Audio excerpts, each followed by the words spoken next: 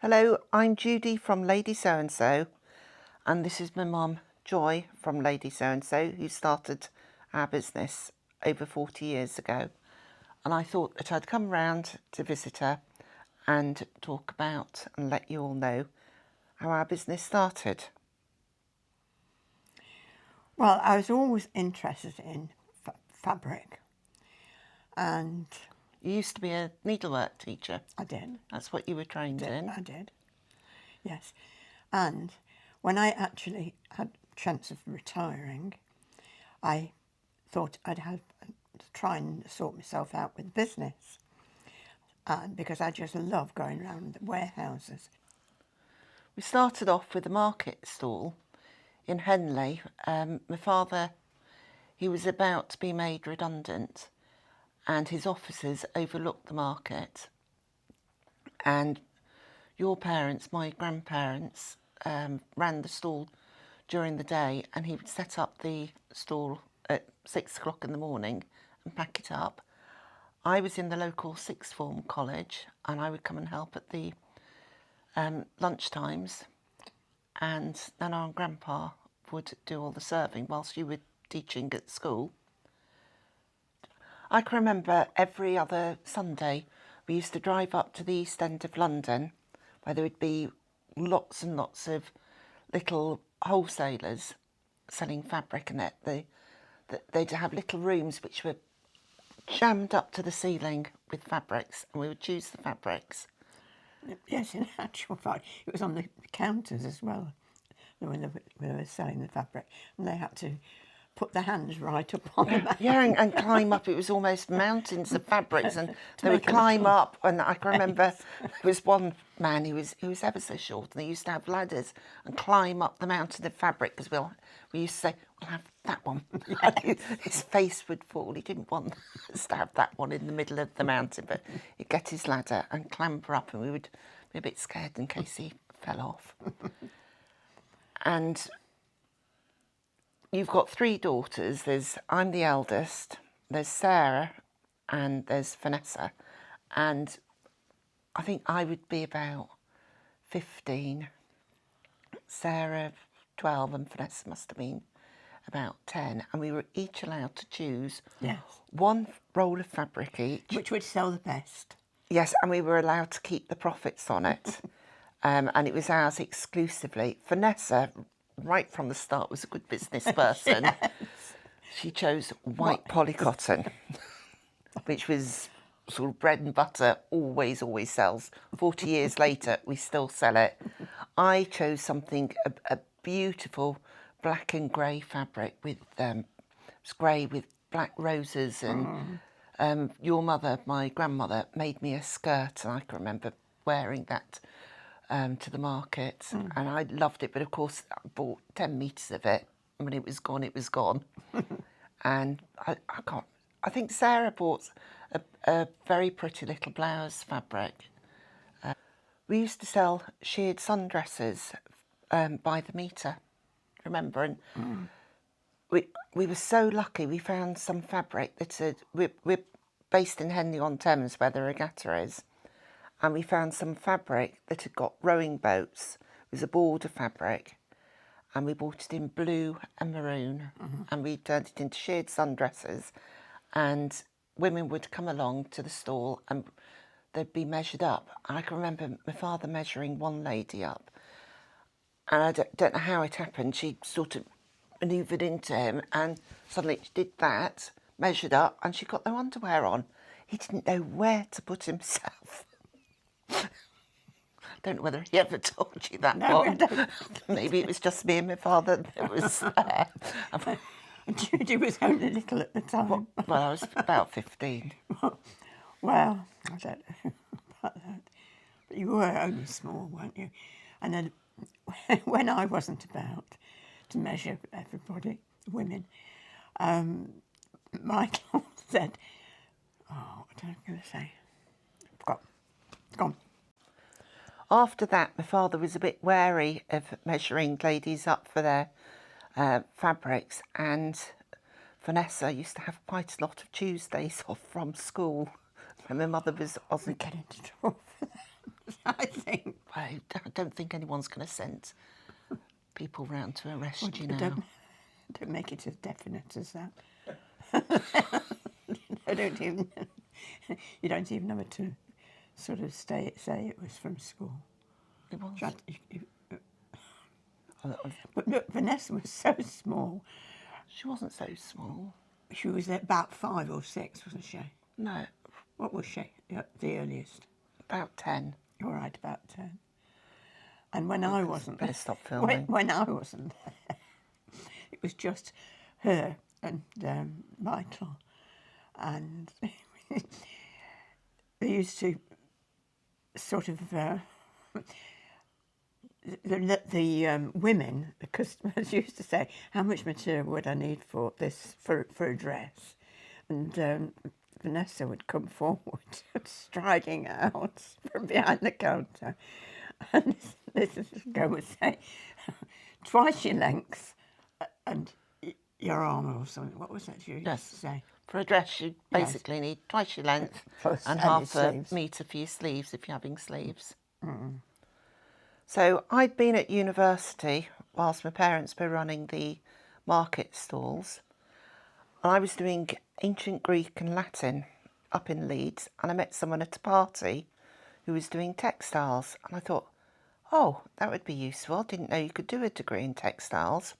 So I phoned you and Daddy up and said, I'm changing course, I'm going to do textiles, and you must have been a bit shocked, but you let me.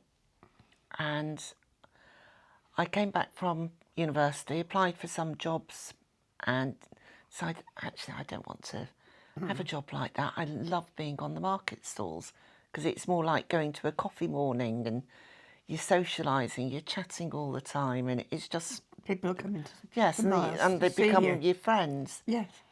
And it was fun. So I said to my parents, can I come and join you? And you said, yes, but you can't afford to pay me. I'd got to expand the business. So we looked for a little shop and we found a lovely one in Marlow, next door to Waitrose. It was a little Tudor building with its own ghost that we saw a couple of times. There's one particular customer that we had in our Marlow shop that you can remember. She come from London way, travelled a long way anyway, and she'd come in and put a basket on the counter, and she'd look around all of the fabrics. Her husband had brought her in the car, and he was always looking round for a car parking place before he came to the shop. Sometimes he made it, and sometimes he didn't. So he always parked on the yellow lines. So, yeah, he stayed in the car. Yes. Now, this is a really strange thing. 30 odd years later, I met Andrew, our newsletter writer, who I'm now married to. And the first time I met his father, his father said, I've heard of Lady So-and-so. My wife used to come to a little shop in Marlow, and I used to always park on the double yellow lines. Isn't that weird? And you can remember Andrew's mother. Putting all the baskets on the counter and looking round. She was so excited to come. Just my husband is about, but he's looking for a car parking space. And parking on the yellow lines.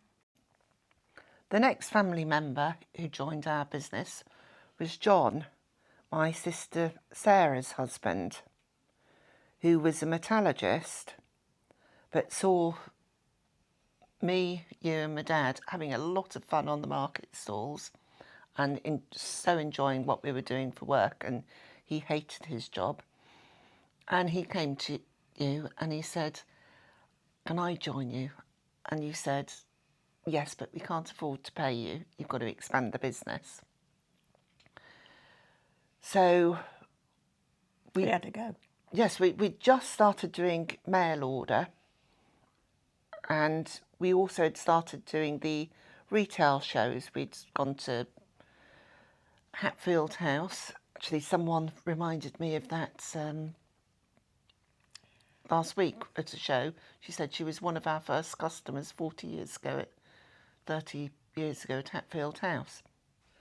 So John joined us and we started doing more shows, and me and John would work into the night on our mail order business, which was cutting up little fabrics into little 2-inch squares and posting them off every 6 weeks in samples of fabrics. Mm-hmm. Then we had another family member, my youngest sister Vanessa, wanting to join us, and at the time she was working in Hong Kong but saw us having lots of fun. We imagined she was having fun in Hong Kong, but we were having much more fun in our family business, and she said, could she join us? And you said, yes, but we certainly can't afford to pay you as much as you're earning in Hong Kong. And Vanessa said, that's fine, I just want to be with the family and see what I can do. So she got to expand the business. And Vanessa knew all about computers. Remember, this was, 20 odd years ago. And this was a mistake. I was of the opinion people would never buy fabric online, or it wouldn't take off that much, because you need to touch the fabric, see the scale of the fabric, see the colours, match it to your projects and get inspiration by seeing and feeling things. Anyway, I didn't know much about computers. I wasn't particularly interested in website design. And Vanessa knew all about computing, and she said that she'd take that side of the business over. So that's what Vanessa did. By this time, we'd got several market stalls and the little shop in Marlow, and I'd got 2 children, and Sarah, my middle sister, John's wife, had got 2 children. And we'd been told that the marketing stall in Bracknell was going to be closed down because the whole of Bracknell was being redeveloped. So we got to find new premises. So we started looking, and one day Vanessa just saw at the bottom of her road where she lives a building for sale, and she and John went to look at it. Do you remember? No, I don't actually. Okay. Well, she and John went to look at it, and Vanessa phoned me up and she said, Judy, I found the most fantastic building. Will you come and see it? So we went, looked at it, and we decided it was absolutely perfect, huge. So we'd found this huge building that's become the Henley warehouse. And I can remember John saying to me and Vanessa, why did you say we'd have this building?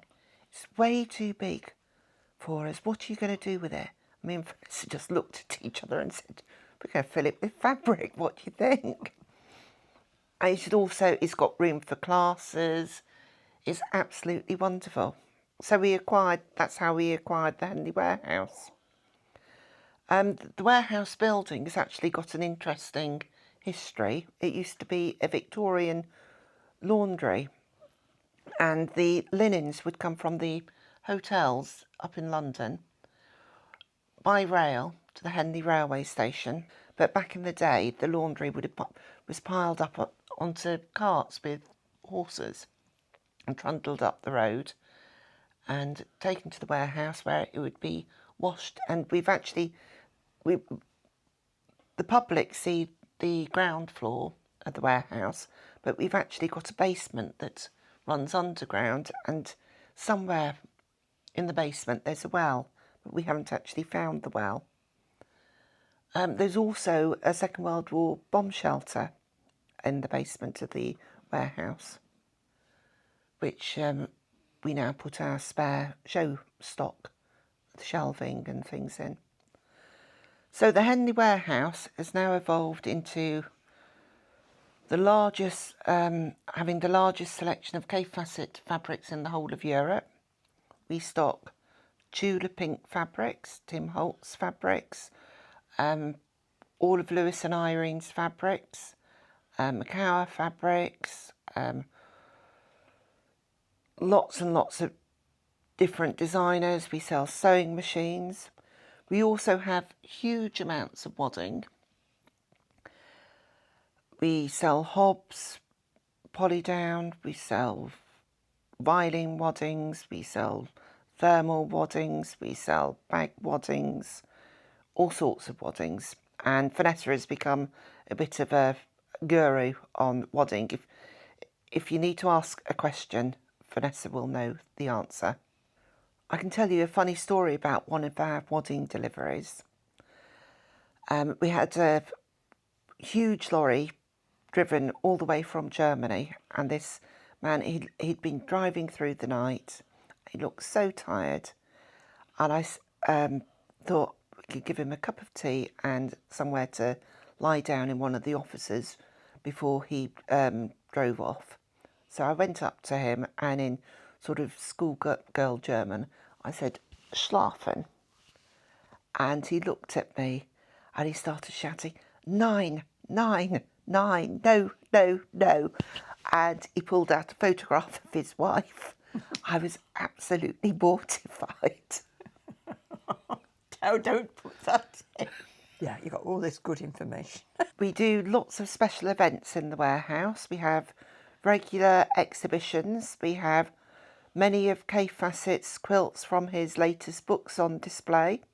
We have fabulous tutors. We've got Kay and Brandon come twice a year to do their fabulous colour workshops. We always have lots to see and do at the warehouse, and all of our staff are experts in their field as well. So, Bobby, 40 years on, when you first started on the market stall, did you ever envisage Lady So-and-so would be what it's become? No, I didn't. I just thought I'd go and do markets all the time. I never thought about anything bigger than that. But I'm pleased that it's happened.